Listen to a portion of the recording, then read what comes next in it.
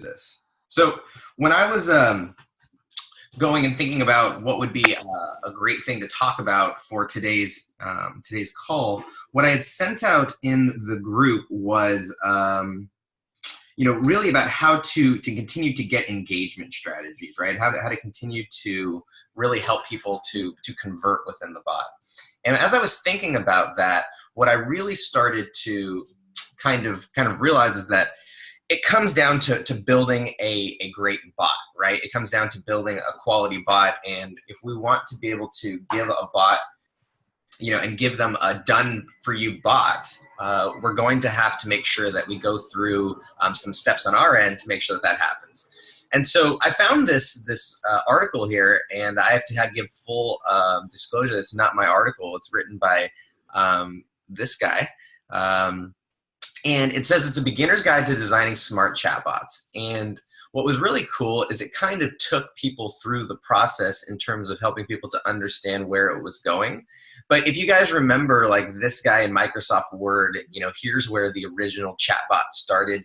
And I remember AOL Instant Messenger also had, chatbots where you can ask them the weather, or you could have these kind of funny conversations. And then they kind of went away. But what I love is going through these steps. So it says, look at the basics of designing a chatbot, right?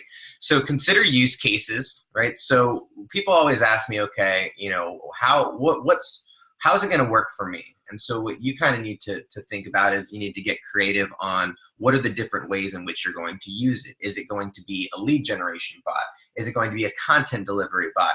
Is it going to be a survey bot? Is it going to do something that delivers free, coupons? What is it going to, to be, right? So that's really, really important. Obviously, the first step, and then the second step, which is important when it comes to, actually building the bot and selling it too, is defining the exact goal. And when I think about it here, I always think about like, what does the customer expect from the bot? What do they want? Like, what's the end goal? Because sometimes we can build something that's really, really cool and really, really elaborate, but doesn't actually achieve the results of the customer, right? So one of the first things, before we even start getting into the discussion about bots or selling or anything like that, one of my first things is like, what are you looking for from us, right? That's one of the big things. It's like, what do you need? What does success look like to you?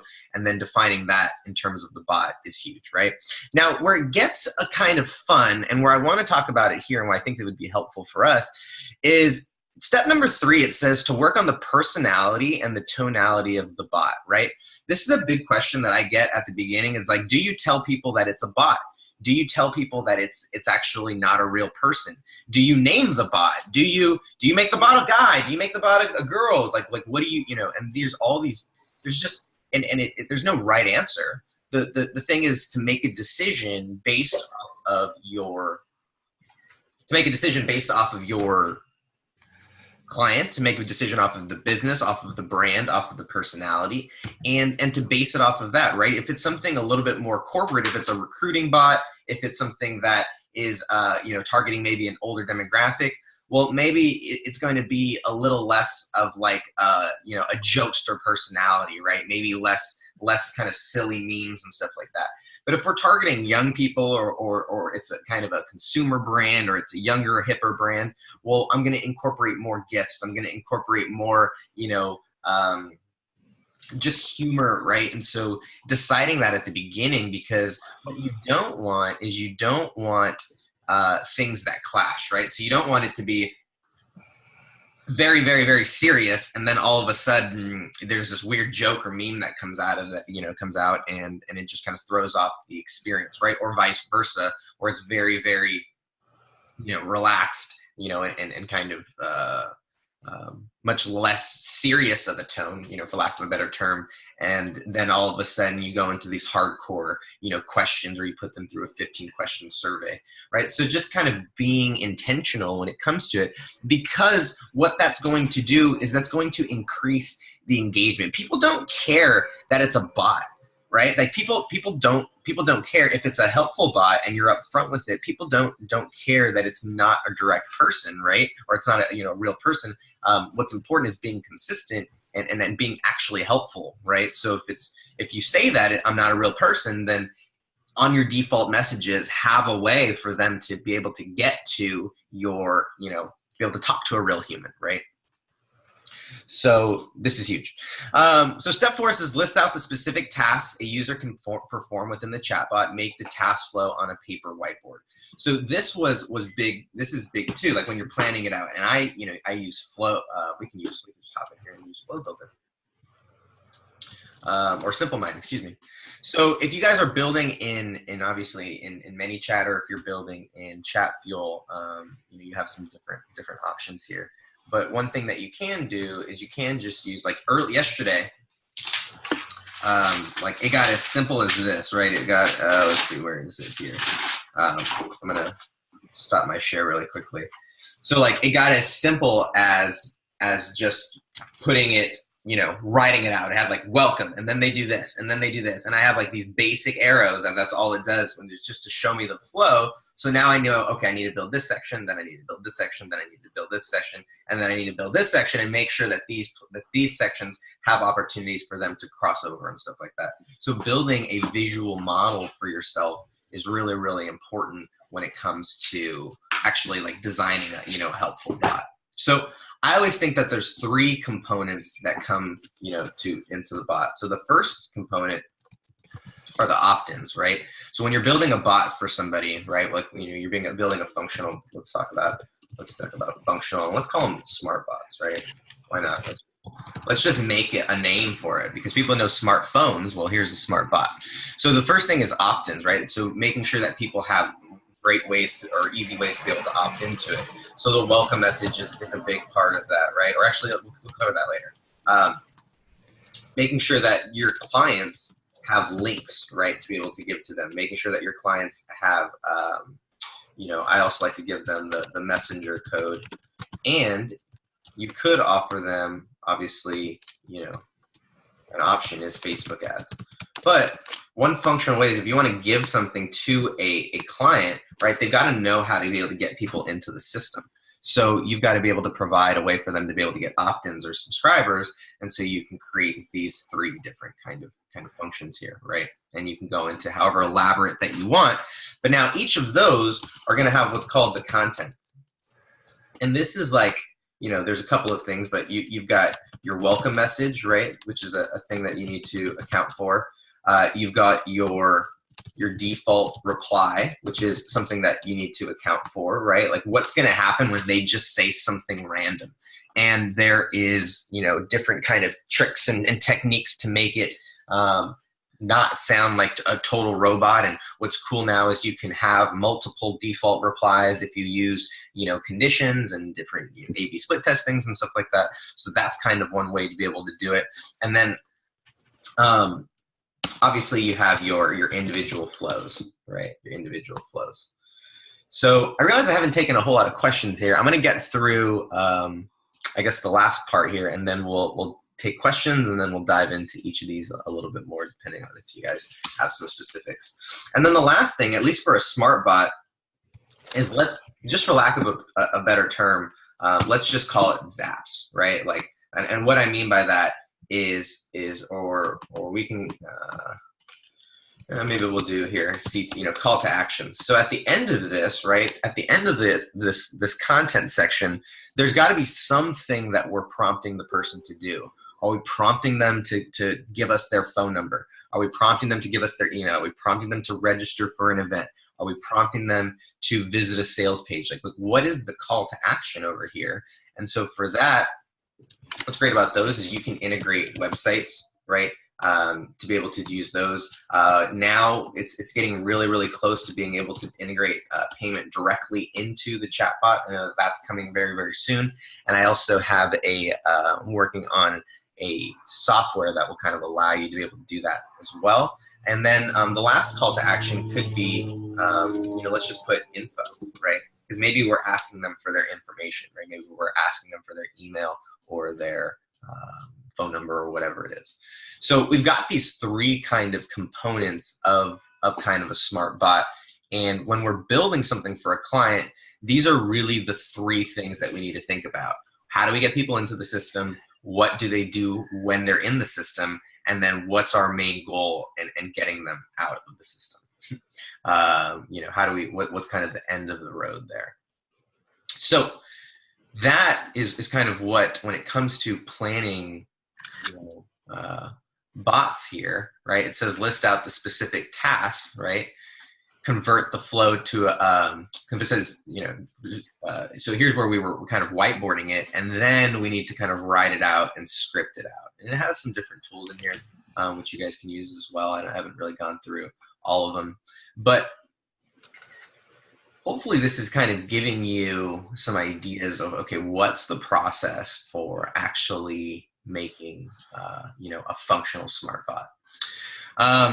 Is there any, I want to take a pause right now, and I want to ask if there's any questions on any of these steps or on any of the stuff that we covered in regards to the smart bot. You mentioned the default replies. I thought you just get rid of that. I thought when you have a welcome Jay Daniel, can you speak into the mic a little closer? Sure. Hello? That's better. You guys hear me? Way better. Okay. So I was saying, when it comes to, I thought the default reply was like on the side. I thought that once you have your welcome message, it pretty much eradicates it. Okay, so the default reply is a great question here. Let's jump in.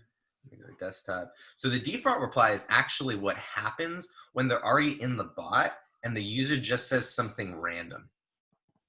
So okay. Not a normal keyword, or that doesn't trigger anything else. They just go like hobalabaluba, whatever. They just like you're gonna have some people who go who just are dicks, excuse me for lack of a better term, right? Who are just gonna try and fuck with the bot. And so yeah. Like it happens. And so in that case, right, there's just like when they just, and there's also people who don't just, who are totally normal people who just have a different question, or who have just, so I'm not, there's going to be both people. But the point is, right, what happens when you, what happens in that kind of instance, right, is that like the bot will respond with something kind of, something different. Now, the simplest way that I can illustrate this process to you is in chat fuel, but similarly this can be done in ManyChat with tags and conditions as well. So you'll notice here that the default answer is actually not just a default answer. The default answer is actually a series of messages that what happens is that Git tags them and sends them to a different message. So for example, you'll see here that the first time they hit the default answer, then they're going to go, it's going to say if attribute is not set, then it's going to go to the first error message, right? And so if we go down here, I have error message number 1. So if they just say a default reply, or they just hit a random reply, well, the first time it's going to go, sorry, I didn't quite catch that. Would you like me to give you a call? And it's going to actually prompt them to call, right, if they want, because this is for a real estate bot, because they just said something random, right? And so we're going to have error message number 1. Now, if they hit this, the rest of you guys, I need to mute you. So now when they hit that, okay, this is going to tag them as error message number 1. It's going to tag them as a user attribute, or it can do as a tag in ManyChat or a custom user field here. And you'll notice that if they do it again, so they just type something random again, well, then it's going to go to default answer number 2, right? And then it's going to go here to error message number 2.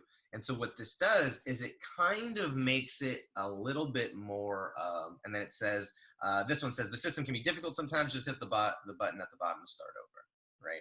And it can go, start over, go to the main menu here, right? So what this does is it creates kind of some different responses that are obviously pre-programmed, but that still make it look like a helpful bot. So and obviously at the end of it, there's always some sort of other action to take to kind of reset them on the path that we want to. So J. Daniel, I know that's not exactly what you asked, but does that clarify the difference between the welcome message and the default reply? Yeah. So the default reply is if they say something irrelevant that our bot can't recognize. Maybe it's not irrelevant, but it's just something off the track, right? Yeah. We just can't recognize it. Exactly. And with ManyChat, there's something similar to this? You said with tags and conditions? Okay, so if you go in here, and I haven't set it up, I don't think I've set it up here, but if I go into my default reply, I just turn off my default reply on my ManyChat because this one I'll go in and individually respond to these. So Yeah. if it's something that I'm going to be managing myself, like this, then I just turn it off so that I can go in there and individually My respond. humans are AFK right now. However, Okay, I got you. what I can do is I can do something like this, right? Where I can do the starting step, and I can A/B split all these different ones and just have it choose an individual random message, or I can do if they are, or excuse me, I can do condition. So it's like if this person is like this, then if this person has this tag, all right, then send them this message. And if this person doesn't, then let's do another condition. And if they're like this, then let's do this. And let's send And that message. does If they're does not, that all connect with the AB split? and they Because it's all on the condition? exactly. So if I wanted to even do it like this, I could get even crazier. So here's a way that you can randomize it, and then you can base it off the conditions, and you can just hone in and create all of your tops. If they're like this and they're really really important, send them this message. If they're like this and they're just a little less important, send them this message. If they're like this and then send them this message, right? So you can just kind of walk through your conditions right here if you want to help them get back on a specific path or specific message. So this kind of creates a possibility to create infinite amount, because you can even do this and you can A/B split and A/B split. So this creates an infinite amount of possibilities to make your default reply dynamic. Yeah. Okay, that makes sense. That kind of makes sense. I got you though. Yeah, it's probably intense, but the point is that you can. So if the default reply doesn't just have to be one message, right? You can Right. make it dynamic. And Coop, you can add it from the basic one. I've never actually done it, but you can do it from the basic one in here. So you can add it. What's that mean? Distribution total must be 100%. Is that just for AB splits? Yeah, basically it's like, do you want more to go to this one or less to go to this one? But because I have like 6 of them, obviously you can't do 6 times 50% is 300%. So I'd have to do like, I don't know, whatever 600 divided by 6 is or something like that. Gotcha. I could just adjust it, and I could send more to this message and less to this message, or I can send it even, or I can decide whatever I want. Yeah, that's weird. Distribution total. But what's the 100%? What is it? Just the traffic? Right. So it's like if you have 10 people in here, 10 people go through. If we have 10 go to this one, then we're going to send 1 people. If we have 20% go to this one, then we're going to send 2 people that. Right. So it's like out of the 10 people, how many get each message? 10 people, 2 people. Well, the 2 people get 2 messages.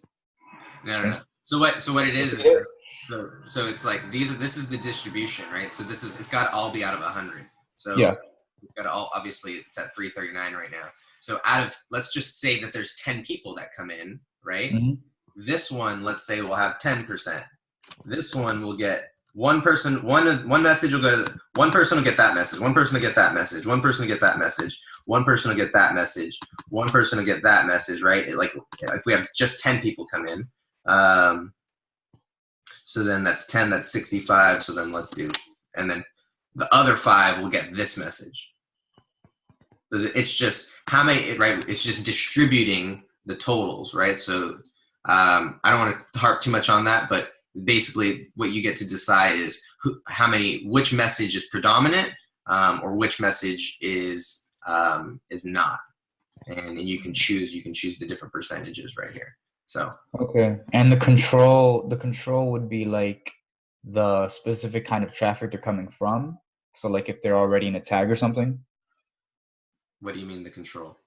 Like, because if they're completely random people, I think it'll be hard to really split the traffic, right? Like if you have a garbage guy and a real estate agent.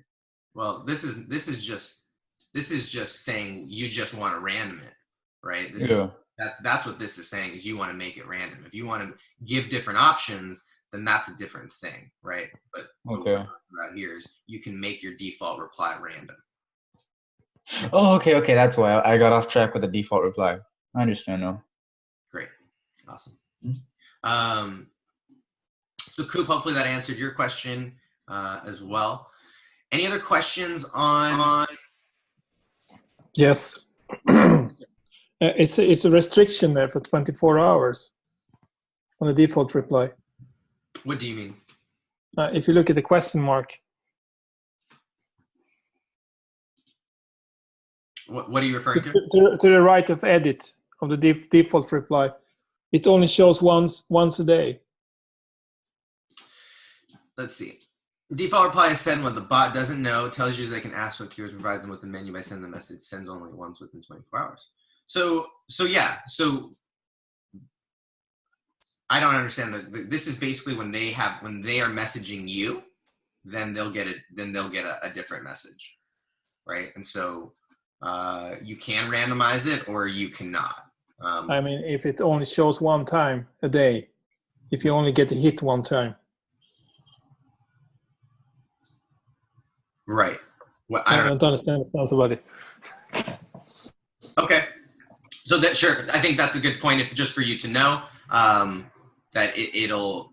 I think ManyChat did that so that people just don't keep spamming the bot, and it doesn't keep doing. Because I'd imagine that when they were doing the default replies, the reason I turned it off is because people used to just send random messages, and it just used to send the same message over and over and over again, and it looked like a robot. So I'd imagine that this is something that they did to curb that a little bit, so that it doesn't look, so that basically people can't break your. Okay. So yeah. It's no Facebook compliance thing or something. Yeah. Mm-hmm. I don't know. I don't think it's a big deal. I think it looks actually helpful. Okay. Yeah, because ideally, the goal of these default replies is to be able to catch them and then to send them back to another thing, right? So I turned this one off, but you'll notice here that these default replies, it catches them, but then it directs them to something else. So the goal is that they shouldn't hit the default reply multiple times, right? I mean, obviously you're gonna have those people who are just trying to kind of break the bot, but the point is that for that person who just types in something random, that there should be a way for them to be guided back towards the path where they started. So that should be your objective when it comes to default replies. Yeah. Cool. Thanks for that tip, Christopher. That's great. Yeah. All right. So any other questions on that? Feel free to unmute yourself. I'm going to see if I'm going to hop back to our article here, because right now we're on step kind of 4, step 5. And then it says, here's where the hard work begins. So it says all the content required for building a chatbot, right? Chat flow header. So this is something that I have been working on a little bit more, and Flow Builder makes it a little easier, but because I'm going to be working with some other developers and people who are much smarter in terms of me and in terms of coding and programming, creating this content and working through the responses or working through all of the conversations in advance is huge. And so even when it comes down to that, I guess what I'll share with you in regards to that is how you can use that is when I build my flows, what I'm doing is, let's just go, let's just make a new flow. Let's just call it new flow. I do have a kind of a system for, and you can write this out on paper, or at least for the training sake, I'll show you kind of what I do here.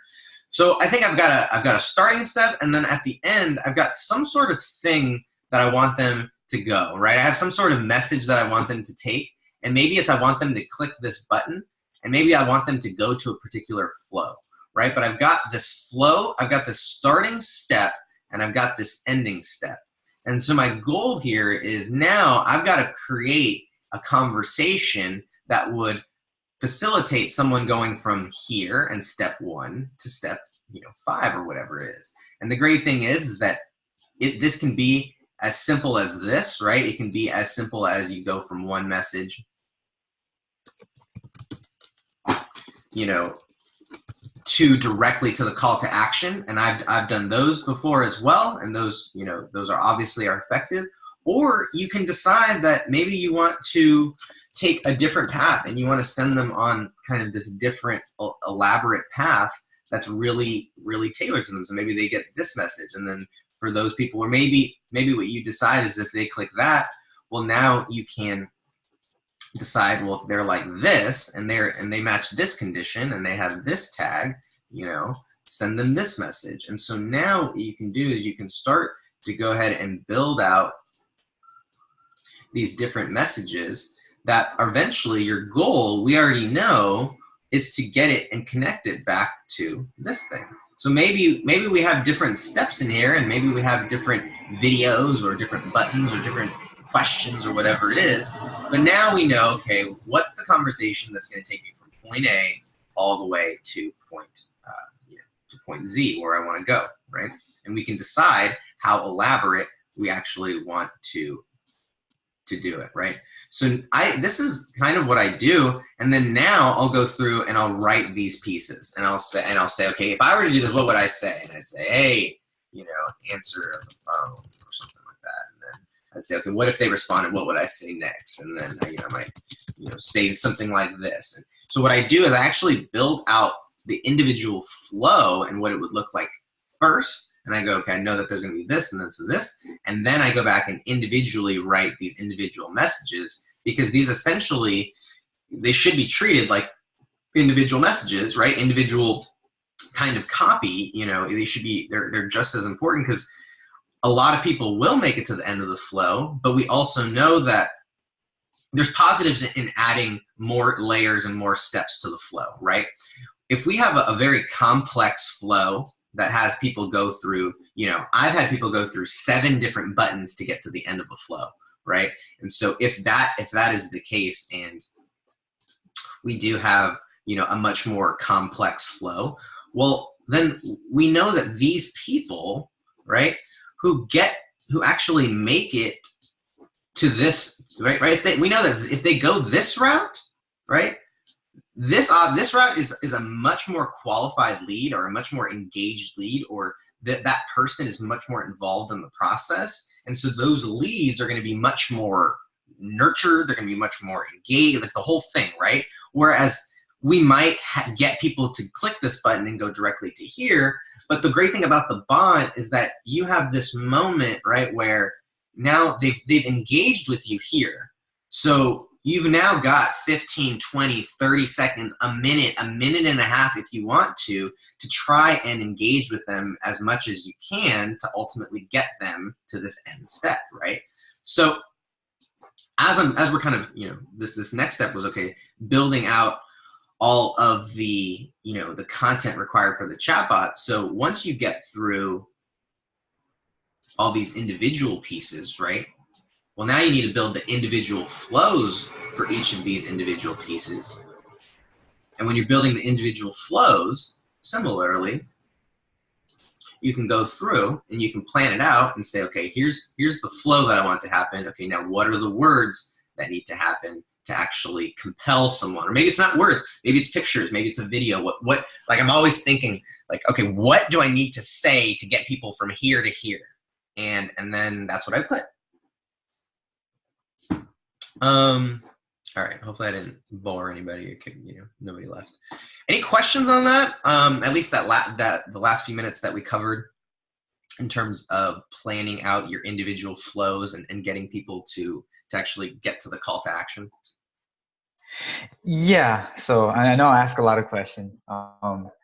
So with the copy, so pretty much you're saying build out the structure, build out the flow, build out the way it's gonna look, and then worry about the actual content, because the goal is more important than the, you know, the content.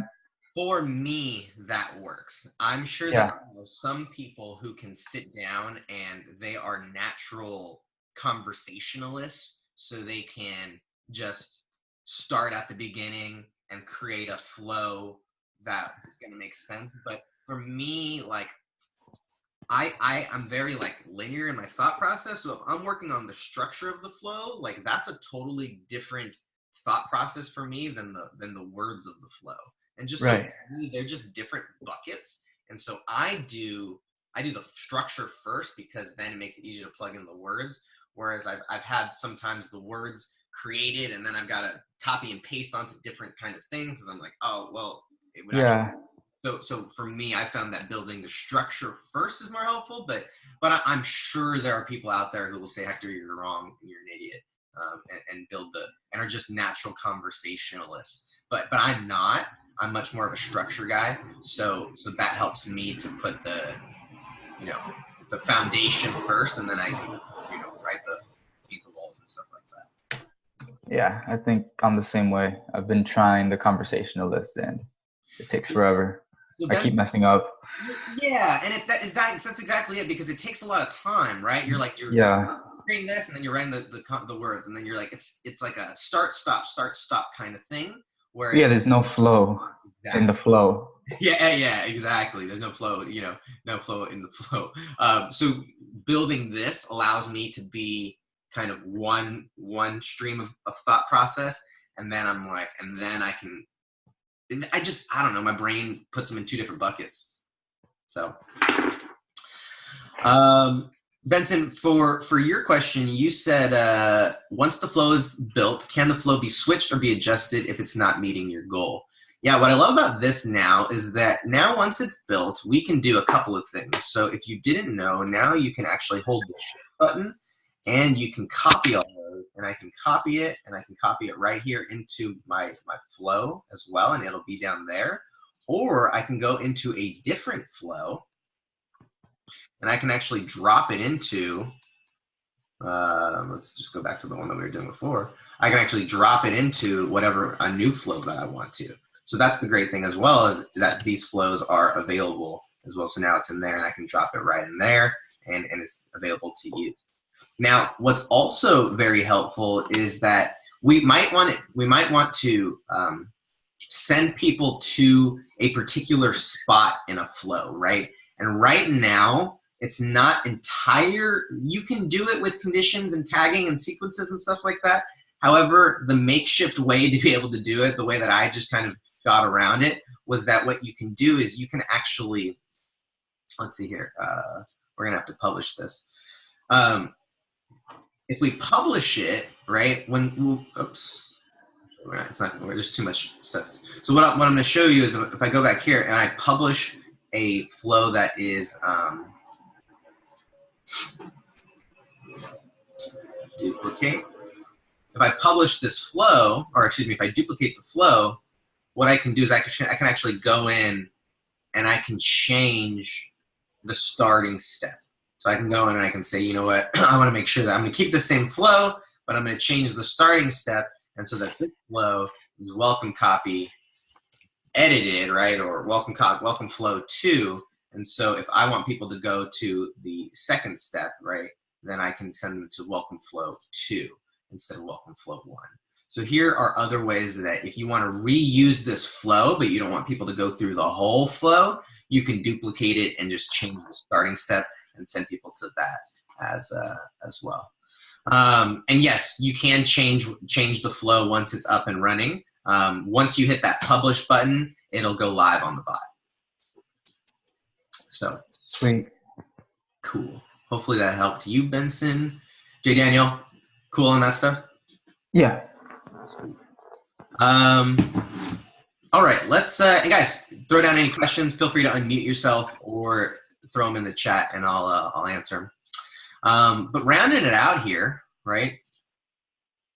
You can see here it says, so step 7 is to test, right? Ask test users to have conversations, and you'll notice that like there's a lot of like similarities that are happening, right? Or like when I always tell, when I'm giving my bots and I'm building bots for clients, like I always tell them that the first iteration is never the final iteration, right? The first iteration is just that, it's a testing. It's like, hey, test it, give it to your team, let them break it,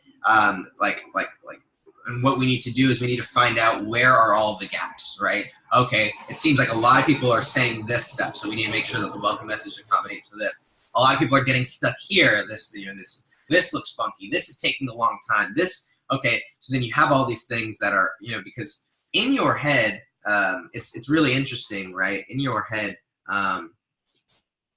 like these flows look very, great sometimes, but when you actually implement them and when you test them, right? Like it's a different experience when you're seeing the flow like this than when the flow is actually happening in your messenger inbox, right? And so what I encourage you to do as much as every time is always, the two key P's of bot building are preview and publish, right? Preview and publish for sure, but always preview, right? Because you'll find that maybe a word gets cut off on the, on your, maybe a word gets cut off on your, on your headline and it looks funky, or maybe the text happens too quick and it's like bombarding them. It's like boom, boom, boom, boom, and they're not able to read it before they get to the next thing. Maybe a button gets stuck. I mean, there's lots of different things that can happen, but this next step in having you play with it, but then also giving it to either a client to have them and internally have their team kind of test it, because they'll be able to know, most about what their clients would be asking about, and then obviously, testing it on your own on the individual flow level to make sure that stuff comes out as you want it. You'll see here, step 8, once you realize where the bot is breaking, keep training your bot continuously. I love that. Keep training your bot. Make note of all experiences and use cases were missed and work around them. So that's why when I give them their bot back the first time, I always tell them like, hey, this is the first iteration. We're going to keep building on it and we're going to keep improving on it so that it gets better and better, as well. And so what you want to be able to do is make edits, make adjustments, fix those holes, fix those leaks, and then ultimately improve conversions, right? Like, and that's where the great thing about the maintenance comes in, is that now you can offer, when people go, what is it that you're going to maintain? What do I need to pay you on a monthly basis for? It's like, well, you're always going to have more stuff that you're adding. There's always going to be more content. We can always make the bot deeper and more integrated and more powerful. And, we're generating leads right now. Let's convert more. Okay, we're converting leads right now. Let's convert. Let's start getting more reviews. Like now that the bot is it's a much more powerful bot that can go from being this little. I played a lot of Pokemon growing up, so it's like a little Charmander, right? And it grows up into this massive Charizard over time, and it evolves because you are continually improving it as well. So this is a big part of the bot building experience. And it's different because a lot of times with websites, it's like there's only a limited amount of testing that people need to do with websites. So it's like you give it back to them. Do they like it? Okay, cool, looks good. And they only need to like go over it briefly in order to really understand if it's all the bugs are out. Whereas with a bot, they can, even if they test it out on the surface and they like click around, they really got to have people test it out and try it out and break it, so that you can fix it and find out where all the breaking points are for sure. It says step 9, some overtly creative users. That's a great way to say it. We'll start asking random questions to the bot. Train your bot to say no in a subtle and polite way. The bot must clarify specific tasks that he can assist with. So once again, this is going to that default reply and giving them a very clear and specific route back to what it is that you want to do. It's like a real estate bot. So it's like, if it doesn't, you should have some basic things that are real estate related. But if it doesn't, trigger one of those keywords or one of those replies, it should give them an opportunity to at least say, okay, do you want to search for homes, or do you want whatever? Like it should bring them back to what the original intention of the bot was, right? Step 10, I like this right here, and I have not implemented this as much as I should have. It says, pay attention to casual talk, simple words like great, howdy, hello should all have well-crafted responses based on the bot personality. This form of casual talk says that strengthens the chatbot's personality, and I absolutely agree that having these little triggers are absolutely important. Now you might be saying, does this need, do I need to do all this when I'm building out a $100 chatbot, a $200, $300 chatbot? Maybe not. It's up to you to decide. But what I'm sharing with you now is that by building a bot through this process, you can now offer and command a higher ticket because your bot is actually more effective, it's more efficient. It actually can produce better results because these are the things that you're going to need when you're building bot. Like I've had at my early stages of building bots, and it still kind of happens when I don't go through this process, is that like it doesn't, like the bot doesn't work the way that it should, or they're not enthused about the way that the bot is performing because I didn't walk through these specific steps, right? So I really love these as a kind of a layout when you're building a bot. Any questions that are out there right now? I want to take a minute and just offer a moment for questions. No. All right. Okay, we're gonna keep moving. I've got a few more thoughts, and then this will be good. So it says tip number 1, give directional cues to the user. A chatbot should ask relevant questions, right? And should give them kind of directions, right? So here's some examples. I like this. This is great. So it says, here's some ways to ask questions. Don't do this. What would you like to do? Give them options, right? Hey, here are the things that I can do for you, and tell them what you can do. Give them options using quick replies, right? So I think that that's really, really helpful. And to add on to that, what I'd share with you even more is that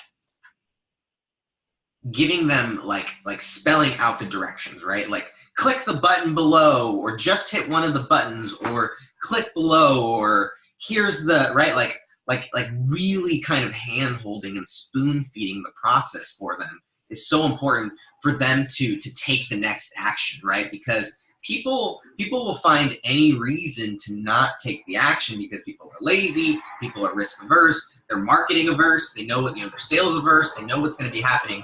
And so what I would share with you is that giving them like specific instructions, at least for right now, because Messenger is so new, is a very, very helpful tactic in getting more engagement and getting more conversions once people are actually already in your bot. So giving them, that's huge. It says, tip 2 says connect with the user on a personal level. It says you should, an effective chatbot should probably start with asking the user who he is, how he's feeling, basically start to get the conversation and break the ice. I don't know about that. I don't know if just asking them how they're doing is great. I think that asking them relevant questions is really, really, really important, right? So I like that, giving them, greeting them, obviously that's huge.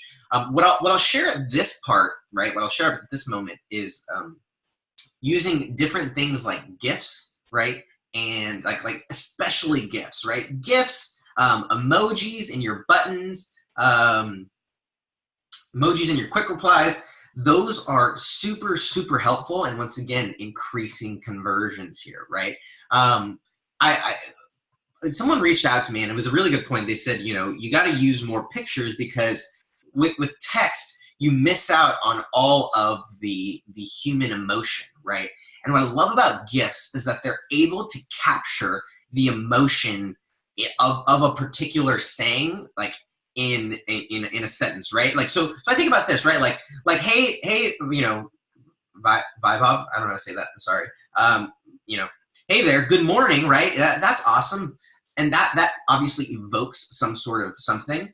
But if you can use a GIF, well, all of a sudden you can evoke humor. You can evoke, laughter emotion. You can evoke, there's all these different emotions, right, that come with the different. And you know what I do? Literally all I do is, let's just say I do good morning GIF. That's literally what I do.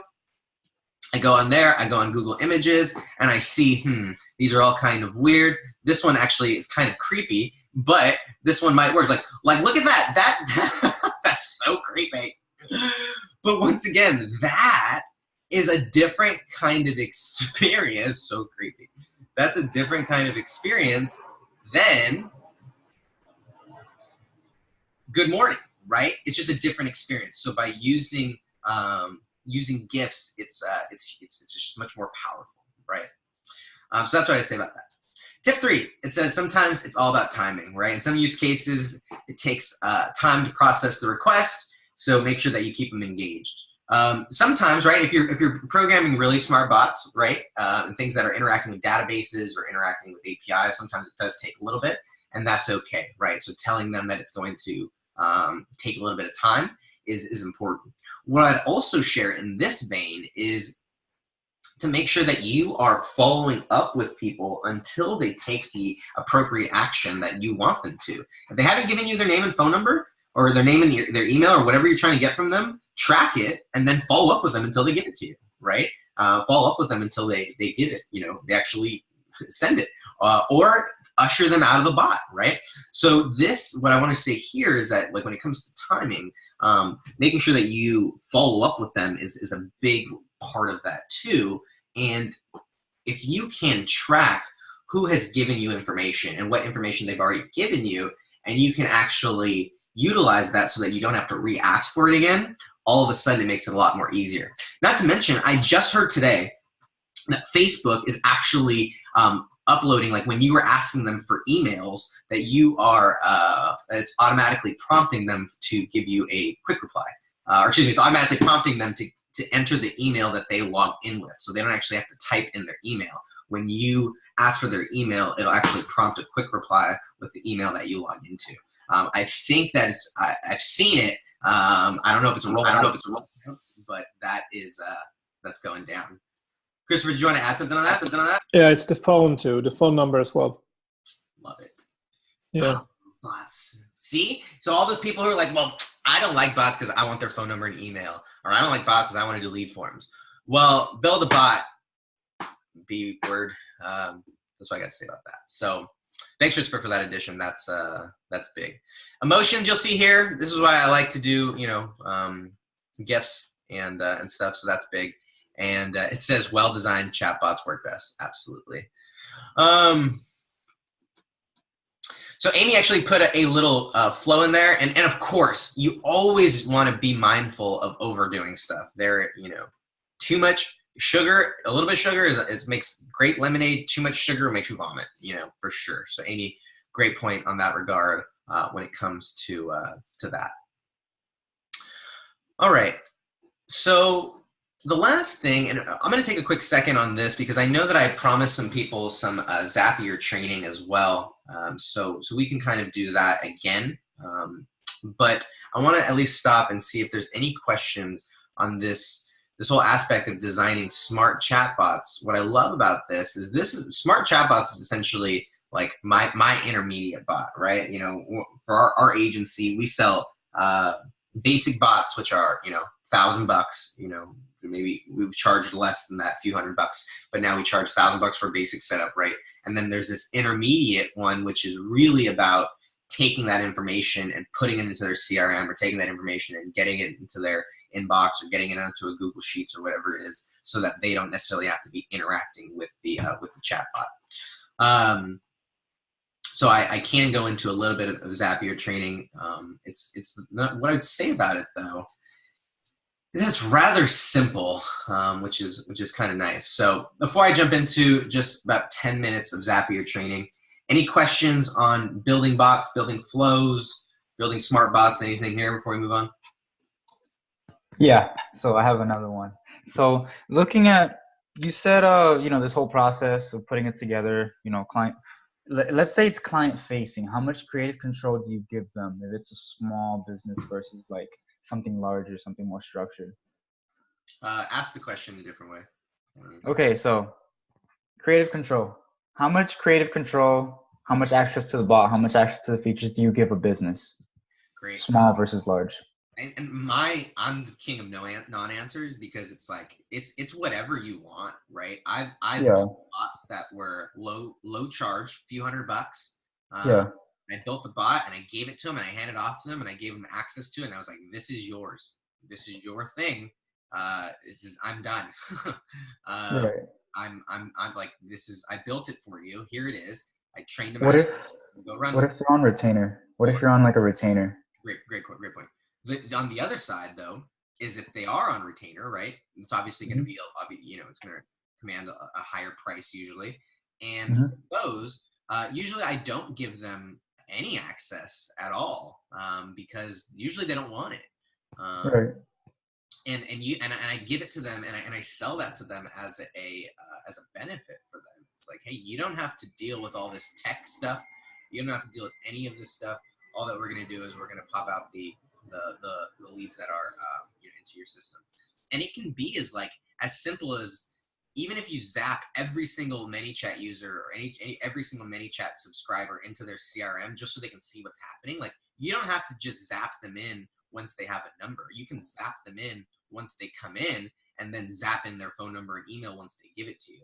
So you can even make it really, really easy from the beginning, so that they're still seeing, people coming into their database, or maybe like every time someone comes in, it updates a Google, Excel sheet or whatever it is.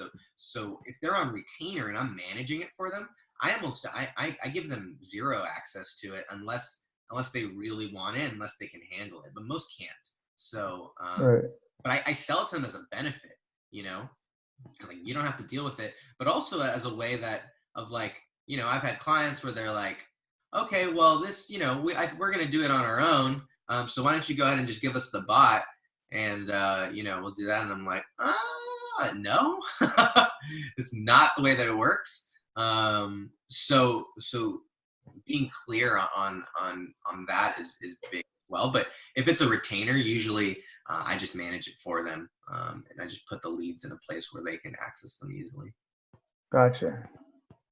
And one more thing, just when it comes to the onboarding, what do you look for? What do you mean? Like, you always need certain information to be able to have the whole picture for the bot. So what are the big things that you just have in mind when you're onboarding and getting the information? So I need access. So I need admin access to their page so I can get their bot set up. You can do it with editor, but it's best if you just have admin access to their page. Yeah. And then if I'm running it on their ad account, if I'm running ads, obviously I need access there. If I'm not, then I don't. But I need I need access. And then when it comes down to the bot, the big thing is the offer, right? What is the offer that we're building the bot for? What's essentially the call to action, right? Are we getting what are we driving people to? Right. Then I need any content that they have, so branding, pictures, videos, anything that I can use to fill the bot up, so I don't have to make all the content myself. I'm gonna get that. What else?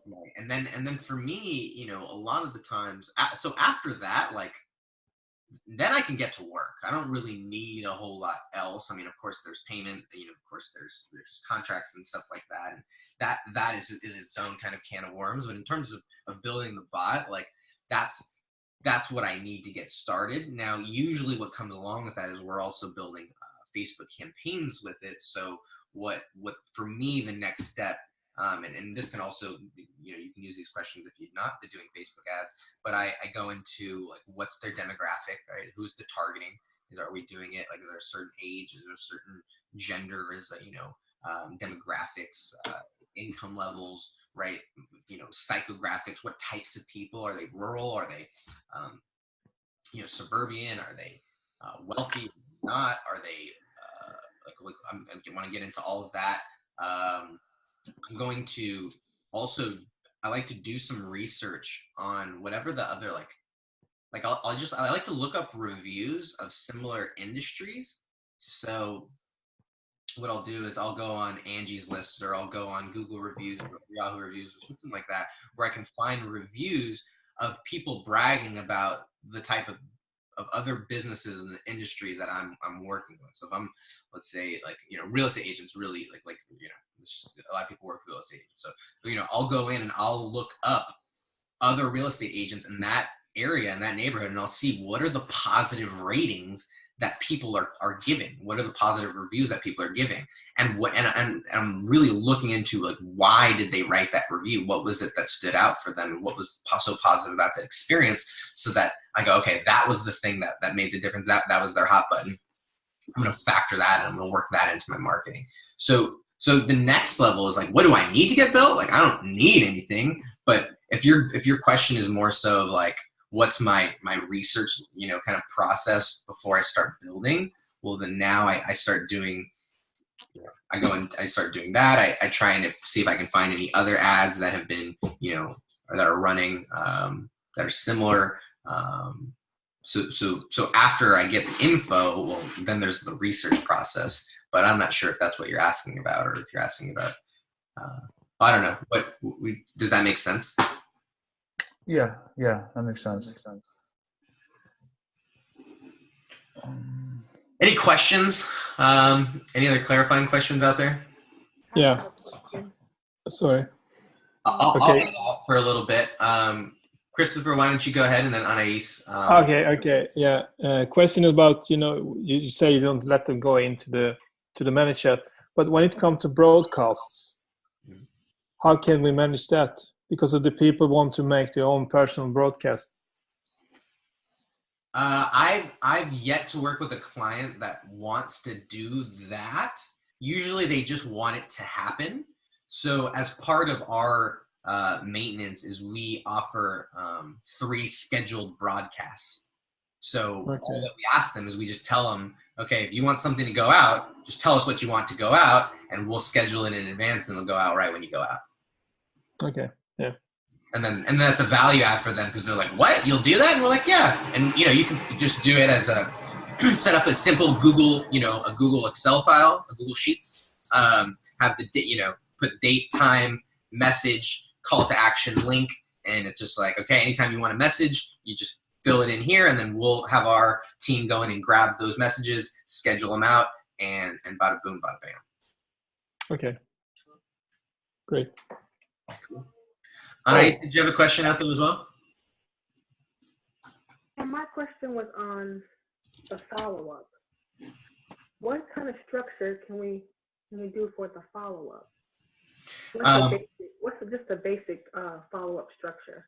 Follow-up, help me in the context. Like once we do the bot? In your bot, yeah. Okay. Great question. So I'm just going to steal what, so let's just talk about this. And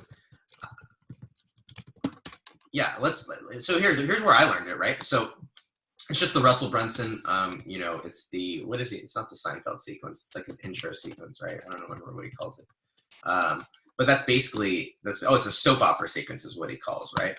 But essentially what we do is we take people through the hero's journey, right? So we take them through, some sort of high drama, right? Or some sort of captivating moment that gets them emotionally involved in it, right? Maybe it's a story of a success story for someone that we help. Maybe it's a case study. Maybe it's a testimonial. Maybe it's our story. Whatever it is, something that, and it maybe doesn't have to be first, but I found that starting with emotion is usually helpful, right? And then there's some sort of there's some sort of wall, and I'm gonna put it here, he calls it wall and epiphany, and basically we have to show them that we know what their problem is, right? We have to highlight that we know what their problem is, and either we've gone through that problem and we've solved it, and here's how, or we have to show them that we've helped other people overcome that wall, and here's how, right? So there's this kind of, I call it compassion.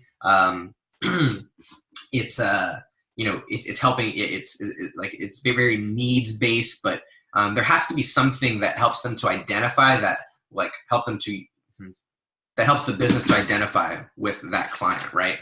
Once again, and then after that, right, then they've got to know that there's some sort of plan or process, right, that you have to take them, right? Because they're like, all right, yeah, you're right, that shit sucks, that problem is awful. Okay, you're right, you've gone through it, but what are we gonna do, right? Like everybody, well, not everybody, but a lot of people need to know that there's a plan, right? They need to know that there is a plan that they're gonna be following. So before they buy anything, before they sign up for anything, they don't need to know how to do it, but they need to know what they're gonna be doing. I think about like P90X, right? If you guys think about P90X, one of the most amazing programs in fitness for a couple of reasons. First off, it's a great program. I puke every single time I start it. The workouts are that intense. But the second thing is it was marketed so well They hit all the pain points, but one thing that they did a great job was highlighting that it's not just lifting weights. It's not just jumping. It's not just jumping up and down. It's lifting weights. It's yoga. It's plyometrics. They had a process, and they showed. They didn't tell you what the workouts were. They didn't say 3 sets of this, 3 sets of that. 10.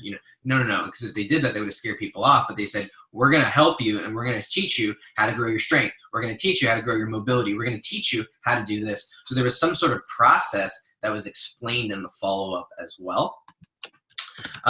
Then we've got an urgency and call to action, right? So then after that, then we've got to give them a reason to get started, right? And on the last call, we talked about positive, what's the word I'm looking for? Positive, not scarcity, right? But positive urgency and just doing what Frank Kern calls increased coolness, right? But giving them some sort of bonus, some sort of awesome reason to take action today. And these can be done, once again, right? We have written word, we have video, and we have pictures. And these are the 3 ways that we can convey this. But in terms of what do we follow up with, right? These are the different things that we are trying to convey in that follow-up process. And we can use, right, statistics. We can use case studies. We can use testimonials. We can use, what else can we use? Case studies, statistics, testimonials. We can use, surveys and questions. So we have different methods in which we can convey these things, right? But here's what we're trying to do once they're actually in the bot to get them to take action, over here. Amy, puking, at least in my book, if you can get me to puke, it's a good program. That's a great point. I don't know why that's my determinant. All right, guys, we kind of went over a little bit in terms of the hour, but I wanted to make sure that we got a chance to touch base and chat with you guys, and I wanted to share that article because now you guys are starting to get the basics down. So what's the next step, right? What's the next level? And this, I think this is a big start to it. So any lingering questions or anything like that before we call it for today? Speak now or forever hold your tongue until next week.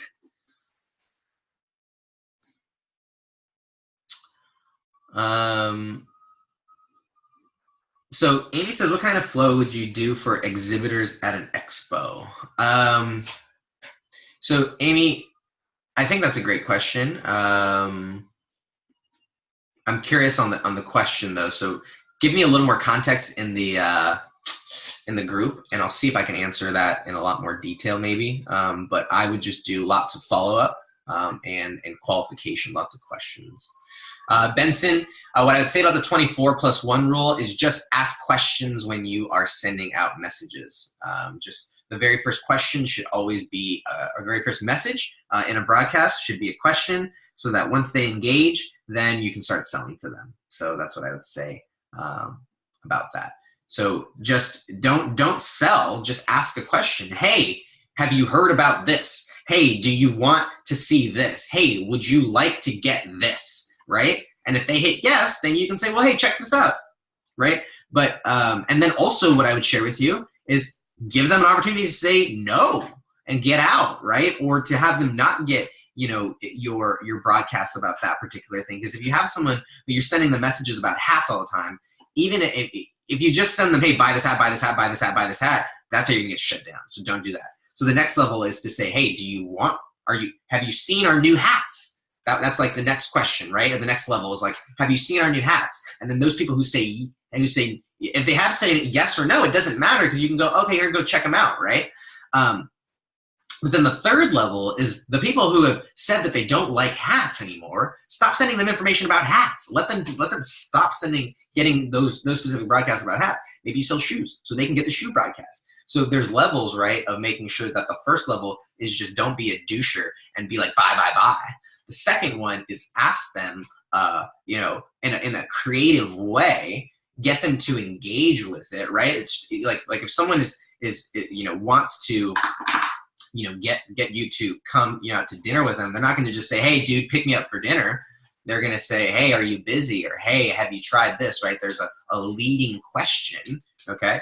And then the third final, the top strategy is to now track those people who have said no and allow them, the easy way is if they say no, just get them out and unsubscribe them, right? But then the easier, the kind of the better way to save them is that if they say no, that they don't want it, can you keep them in your bot and offer them something else? So there are some different levels so that you never have to really worry about the 24+1 rule. And I've had close to 2,000 subscribers come into my ManyChat bot, and I've now managed, I'm knocking on wood, let's see, close to 40 bots and pages, and I've yet to have one shut down. So if you just do these, then you will win. Okay. All right. So I love how you guys always bring out the questions after the training. I love it, but throw those questions in the chat there, and then we'll cover those later, maybe on a mastermind. I want to make this nice and tight and concise for those guys who catch the replay.